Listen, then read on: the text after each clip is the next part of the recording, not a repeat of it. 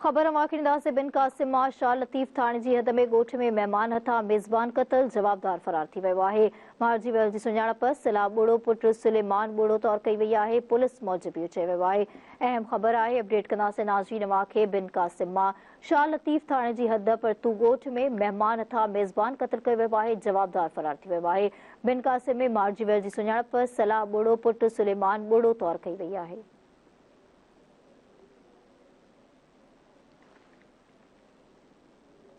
तफ़सील मालूम कंदासीं। टेलीफोन लाइन ते मौजूद आहे बिन कासिम धरती टीवी न्यूज़ रिपोर्टर सजाद छजड़ो। जी सजाद, छा अपडेट्स आहिनि?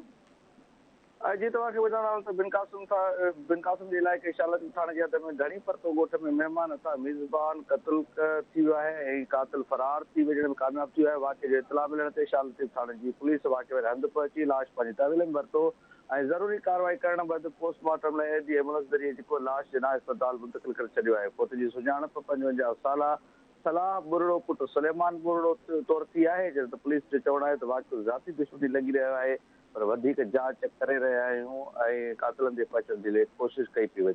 जी सजाद, तव्हांजी वॾी महिरबानी अपडेट करण लाइ।